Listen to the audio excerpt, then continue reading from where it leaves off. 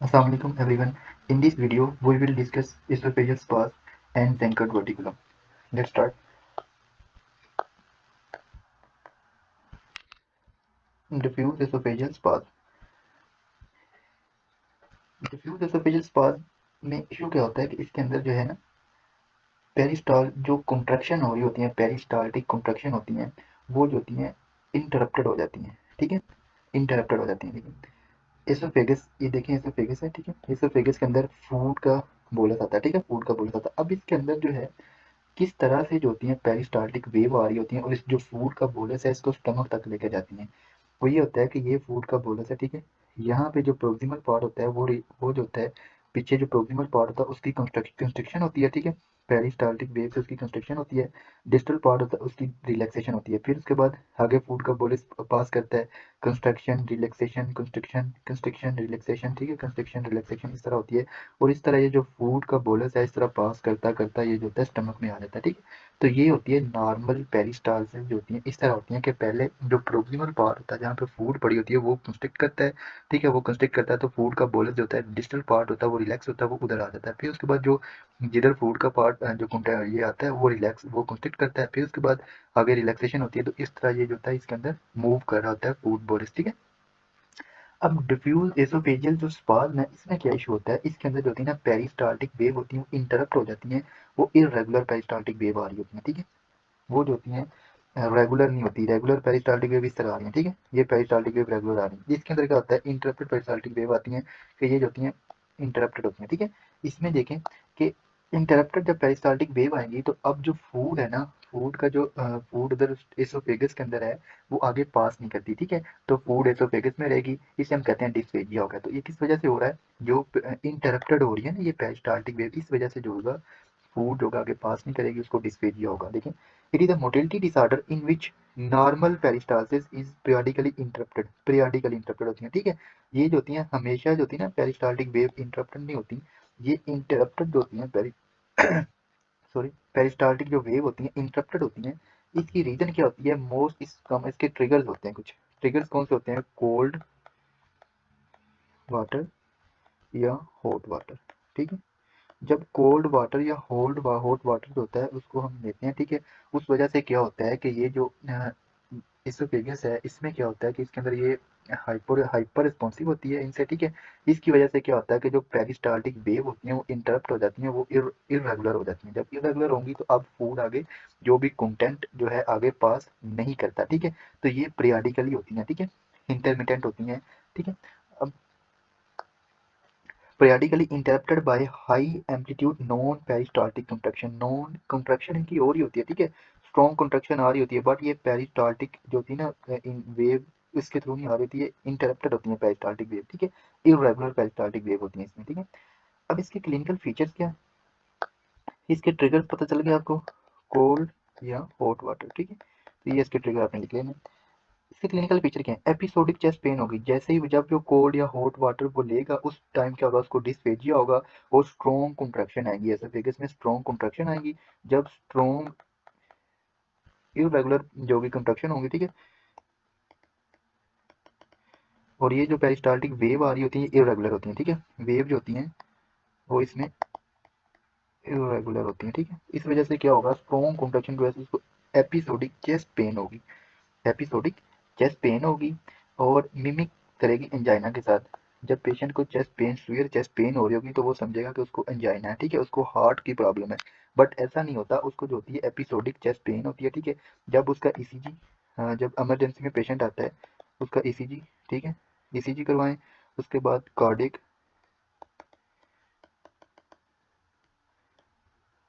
Enzyme check करते हैं तो ये नॉर्मल होते हैं, ये दोनों नॉर्मल होते हैं। ठीक है, ये जो होते हैं नॉर्मल होते हैं, तो ये जो होते हैं नॉर्मल होते हैं। ठीक है, तो उसको प्रॉब्लम क्या होती है, उसको प्रॉब्लम जो होती है एसोफेजियल जो होता है एसोफेगस होता है उसका स्पाज्म होता है। ठीक है, ट्रांजिएंट डिस्पेजिया, उसको ट्रांजिएंट डिस्पेजिया होता है जैसे ही वो ये कोल्ड वाटर या हॉट वाटर रहता है तो उसको उसी टाइम डिस्पेजिया होता है, ट्रांजिएंट सडन डिस्पेजिया होता है उसको। ठीक है, डिस्पेजिया होगा, सीवियर चेस्ट पेन होती है उसको। ठीक है, और ये जो उसको डिस्पेजिया हो रहा है ये पीरियडिकली हो रहा है। ठीक है, उसको कंटिन्यूस डिस्पेजिया नहीं होता है इसमें। अब जो मोटिलिटी डिसऑर्डर है ना, जो भी मोटिलिटी डिसऑर्डर है उसका बेस्ट जो इनिशियल टेस्ट है वो कौन सा है, वो है बेरिंग स्वेलो। ठीक है, ये है best initial test barium swallow. जब बेरियम स्वेलो करवाएंगे उसके बाद इसका जो होता है रेडियोलॉजिकल फाइंडिंग जब देखेंगे, एक्सरे जब इमेज एक्सरे लेंगे इसका, तो उस पर क्या मिलेगा, उससे कॉर्क स्क्रू अपीयरेंस आएगी। कॉर्क स्क्रू देखा कभी, कॉर्क स्क्रू इस तरह का होता है ना, कॉर्क स्क्रू, तो उसकी इस तरह की अपीयरेंस आएगी, कॉर्क स्क्रू अपीयरेंस आएगी जब इसका बेरियम स्वेलो जो है वो करवाएंगे इसका, ठीक है, टेस्ट करवाएंगे।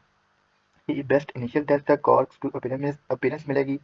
फिर उसके बाद नेक्स्ट इसका जो मोस्ट एक्यूरेट टेस्ट है, ये कौन सा है इसका most accurate test? Most accurate test है मैनोमेट्री। मैनोमेट्री करवाएंगे तो मैनोमेट्री पे जो होंगी रेपिटेटिव हाई एम्पलीट्यूड कंट्रैक्शन, जिस टाइम उसको स्पाज्म होता है ना, जिस टाइम उसको डिस्फेजिया होता है, उस टाइम जब मैनोमेट्री करेंगे उसका, तो उसकी जो कंट्रैक्शन होगी ना, हाई एम्पलीट्यूड कंट्रैक्शन, उसकी कंट्रैक्शन होंगी वो जो कितनी होंगी एसोफेगस में उसकी जो होंगी, वो 400 टू 500 मिलीमीटर ऑफ मर्करी उसकी जो होगी हाई एम्पलीट्यूड कंट्रैक्शन होंगी। और ये जो नॉन पेरिस्टाल्टिक कंट्रैक्शन होंगी, ठीक है, ये जो कंट्रैक्शन होंगी नॉन पेरिस्टाल्टिक उसकी कंट्रैक्शन होगी, और इसकी जो होगी एम्पलीट्यूड कितनी होगी, 400 टू 500 मिलीमीटर ऑफ मर्करी का जो होगा प्रेशर होगा, ठीक है इसमें, ठीक। नेक्स्ट एक नट क्रैकर एसोफेगस। नट क्रैकर में क्या होता है, जो ये एसोफेजल स्पाज्म था, इसके ट्रिगर थे हॉट एंड कोल्ड। अब नट क्रैकर में क्या होता है, नट क्रैकर के अंदर इशू ये होता है कि इसके अंदर जो पेरिस्टाल्टिक वेव है वो तो रेगुलर इंटरवल से आ रही होती है। पेरिस्टाल्टिक वेव होती है वो रेगुलर इंटरवल से आती है, रेगुलर होती है, ठीक है, बट वो क्या होती हैं, रेगुलर होती हैं बट स्ट्रॉन्ग पेरिस्टाल्टिक वेव होती हैं, स्ट्रॉन्ग टिक वेव आती हैं, रेगुलर होती हैं बट स्ट्रॉन्ग पेरिस्टाल्टिक वेव आती हैं। इसमें जो पेरिस्टाल्सिस होती हैं वो रेगुलर होती हैं बट स्ट्रॉन्ग आती हैं, ठीक है, स्ट्रॉन्ग पेरिस्टाल्टिक वेव आती हैं। अब इसमें भी हो सकता है, इसमें क्या है, इसमें भी चेस्ट पेन होगी, ठीक है, एपिसोडिक चेस्ट पेन होगी उसको, और उसको डिस्फेजिया होगा, डिफिकल्टी स्वेलिंग होगी, ठीक है।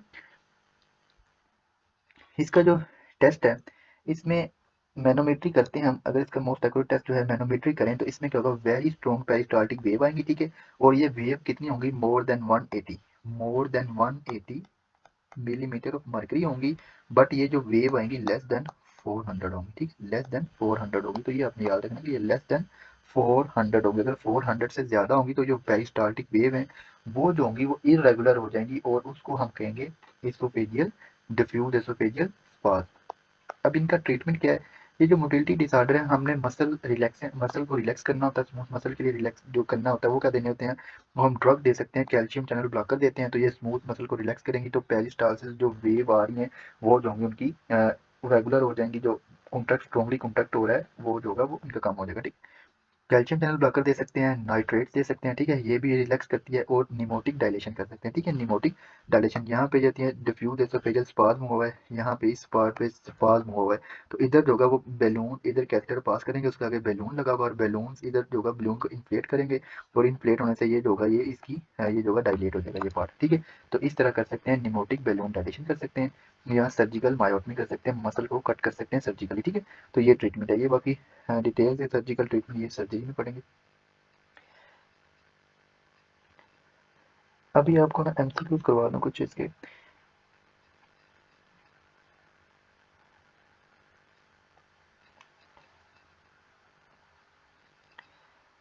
देखिए, 55-year-old women complain of retrosternal chest pain. पहले तो सबसे एज देखनी है पहले, ठीक है, सबसे पहले क्या देखना होता है, एज।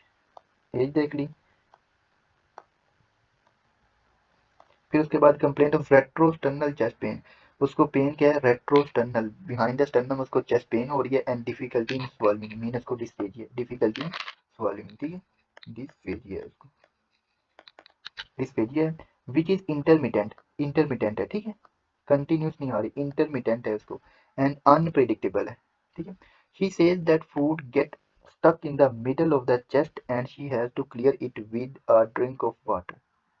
वो कंप्लेन क्या कर रही है कि जो एसोफेगस है यहाँ पे उसकी फूड है स्टक हो जाती है मिडल में, और जब वो पानी लेती है तो उसके बाद ये जो फूड होती है ये उसकी जो होती है क्लियर हो जाती है, ठीक है, ये स्टमक में चली जाती है। She is then able to finish the meal without any further problem. उसको इंटरमिटेंट क्या होता है, एसोफेजियल स्पाज्म है, ठीक है, एसोफेगस के अंदर इंटरमिटेंट उसकी जो होती है एसोफेगस है, वो उसके अंदर क्या हो रहा है, उसको डिस्फेजिया हो रहा है, इंटरमिटेंट डिस्फेजिया हो रहा है, ठीक है। इंटरमिटेंट डिस्फेजिया हो रहा है, जब उसको डिस्फेजिया होता है वो पानी लेती है तो उससे क्या होता है, ये जो फूड होती है स्टमक में चली जाती है, ठीक है। फिर उसके बाद अपने फूड जो ले रही होती है उसको कंप्लीट करती है और इजीली उसको कोई इशू नहीं होता। Barium meal swallow a cork screw pattern oesophagus. Barium उसका बेस्ट इनिशियल जो टेस्ट है ये करवाया है, ठीक है। उसमें क्या फाइंडिंग मिली है, कॉर्क स्क्रू पैटर्न। तो कॉर्क स्क्रू पैटर्न किसकी है, ठीक है, वो किसकी फाइंडिंग है, ठीक है, वो है एसोफेजियल स्पाज। तो इसका क्या आंसर है, एसोफेजियल स्पाज। हम देख लें एसोफेजियल स्पाज में क्या फीचर है। रेट्रोस्टर्नल चेस्ट पेन होती है और ये जो चेस्ट पेन होती है एपिसोडिक होती है, ठीक है। जब भी कोल्ड या हॉट कोई भी चीज लेते हैं उससे जो होती है चेस्ट पेन, उससे जो होता है डिस्फेजिया होता है, उसकी वजह से चेस्ट पेन होती है। इंटरमिटेंट, देखें इंटरमिटेंट हो रही है, रेगुलर इंटरवल से नहीं हो रही। रेट्रोस्टर्नल चेस्ट पेन है, इंटरमिटेंट है, ठीक है। डिस्फेजिया होता है उसको इंटरमिटेंट। और बेरियम स्वेलो करवाया उसका, तो उसको क्या जो होता है कॉर्क्सक्रू पैटर्न हमें जो होता है वो मिलता है। तो इसका क्या आंसर है, एसोफेजियल स्पाज, ठीक है। नेक्स्ट एक्लेजिया हमने की थी डिजीज, उसका भी एक एमसीक्यूज करते हैं। 55 ईयर ओल्ड मैन है with no past medical history, कोई मेडिकल हिस्ट्री नहीं है उसकी पीछे। Comes to your office for the evaluation of difficulty in swallowing. Difficulty in swallowing है फूड को, ठीक है, फूड, ठीक है, मीन को उसको dysphagia, dysphagia. He has had this problem for almost a year, उसको 1 साल होगा जब से इसको ये प्रॉब्लम है। And find it difficult for him to swallow both liquid and solid. ये इसका जो है मेन पॉइंट देखें।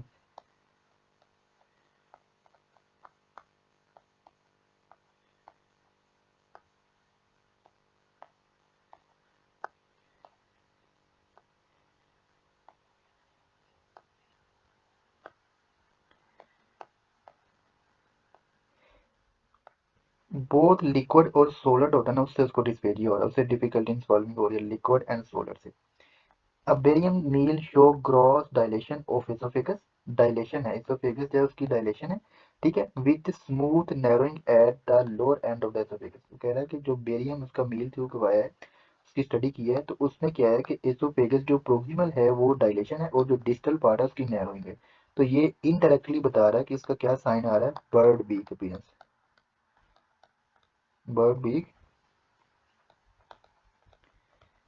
अपीयरेंस, ठीक। इसका जो है बर्ड बीक अपीयरेंस आ रहा है उसको, ठीक है। तो ये आपने क्या, तो ये बता रहा, तो ये बर्ड बीक अपीयरेंस किस में आती है, ये किसका जो है फीचर है, ठीक है, किसका साइन है।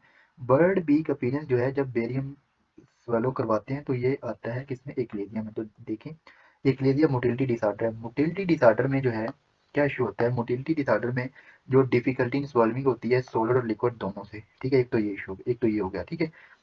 डिफिकल्टी होती है सोलर, सोलर और लिक्विड से। और उसके बाद देखें कि जब उसका टेस्ट करवाया तो उसमें क्या मिला, उसमें एसोफेगस की डायलेशन है, ठीक है, और जो डिस्टल एसोफेगस है उसकी नैरोइंग है। तो ये बर्ड बीक अपीयरेंस है, ठीक। तो ये क्या आंसर है, एक्लेजिया।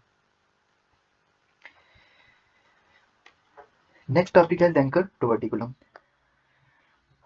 ज़ेंकर टोवर्टिकुलम, ज़ेंकर टोवर्टिकुलम में देखें इसमें क्या होता है कि ये जो होता है आउट पोचिंग होती है, फेरिंक्स से ना आउट पोचिंग होती है। जो फेरिंजियल मेकुला होता है उसकी आउट पोचिंग होती है, ये फेरिंजियल मेकुला की आउट पोचिंग होती है, इसे कहते हैं ज़ेंकर डायवर्टिकुलम। देखें ये ट्रेकिया है आगे, ठीक है, ये ट्रेकिया है और पीछे इसके साथ एसोफेगस रन कर रही है और यहाँ पे ये फेरिंग्स है, ठीक है, ये फेरिंग्स है, ओके, ये फेरिंग्स है। अब फेरिंग्स के ना दो तरह के, जब इंफीरियर फ्रिंजल मसल के दो तरह के फाइबर होते हैं। एक तो उसके जो फाइबर होते हैं वो ओब्लीक रन कर रहे होते हैं, ठीक है, फाइबर जो होते हैं वो ओब्लीक रन कर रहे होते हैं, ओके। फाइबर जो होते हैं वो ओब्लीक रन कर रहे होते हैं और एक जो फाइबर होते हैं उसके जो रन कर रहे होते हैं वो ट्रांसवर्स रन कर रहे होते हैं, ओब्लीक रन कर रहे होते हैं। ये ओब्लीक फाइबर, अगर मैं इसको इस तरह बनाऊं तो ये इस तरह ओब्लीक फाइबर रन कर रहे होते हैं और कुछ फाइबर्स होते हैं उसके ये ट्रांसवर्स रन कर रहे होते हैं, ट्रांसवर्स इस तरह, ठीक है, ट्रांसवर्स रन कर रहे होते हैं। जो ओब्लीक रन कर रहे होते हैं इसे क्या कहते हैं, इसे कहते हैं थायरोफ्रिंजियल, इसको क्या कहते हैं, थायरोफ्रिंजियल मसल, ठीक है, थायरोफ्रिंजियल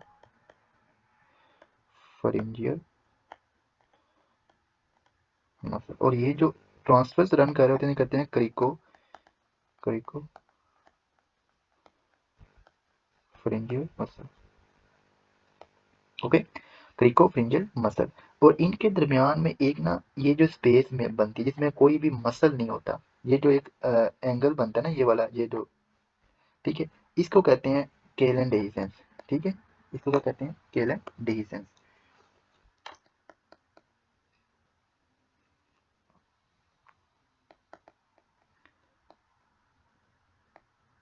डिफिशेंस, ठीक है, केलन डिफिशेंस, केलन डिफिशेंस। अब इसको एक बार दोबारा देखें। अभी मैं ना पोस्टीरियर व्यू इसका बनाता हूँ।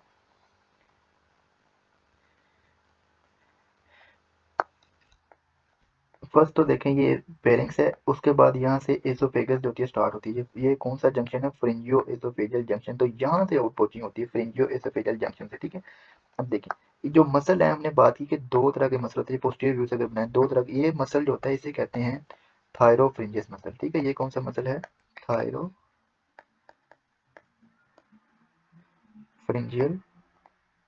मसल। और इधर मसल रन कर रहे होते हैं, ये कौन सा है? इसे कहते हैं क्रिकोफ्रिंजियल मसल,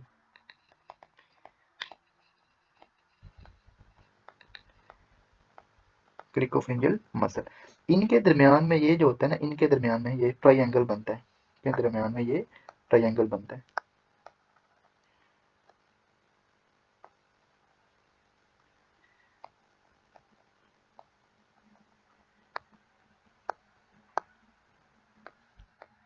इनके दरमियान में जो एंगल बनता है ना, ये ट्राइंगल जो बनता है, इस ट्राइंगल को, इस ट्राइंगल पे कोई भी मसल प्रेजेंट नहीं होता। देखें मसल किस तरह प्रेजेंट है, मसल इधर तो ये ओब्लिक रन कर रहा है और ये ट्रांसवर्स रन कर रहा है। ये दोनों जो मसल फाइबर हैं दोनों तरह के, इनको, ये कौन सा मसल है? ये मसल है इंफीरियर फ्रिंजियल मसल, इंफीरियर फ्रिंजियल मसल। इसके दो पार्ट है ना फ्रिंजियल मसल, ठीक है। एक का नेम है थायरोफ्रिंजियल मसल और दूसरा है क्रिकोफ्रिंजियल मसल, ठीक है। अब इनमें स्पेस है, ये जो स्पेस है ना ये वाली, इसे कहते हैं केलन डेहिसेंस। इसको क्या कहते हैं? Kellen dehiscence. ये जो स्पेस है इसे कहते हैं केलन डेहिसेंस। इसमें कोई भी मसल प्रेजेंट नहीं होता। इधर से जो आउट पोचिंग होती है ना, इधर से जो आउट पोचिंग होती है, इधर से जो आउट पोचिंग होती है, इस आउट पोचिंग को क्या कहते हैं? इसको कहते हैं जेंकर डोवर्टिकुलम। क्योंकि इधर कोई भी मसल प्रेजेंट नहीं होता। इसमें क्या होती है? सब मिकोजा और मिकोजा होती है, और ये सब मिकोजा और मिकोजा की आउट पोचिंग हो जाती है प्रेशर की वजह से। तो इसको कहते हैं जेंकर डोवर्टिकुलम, ठीक है।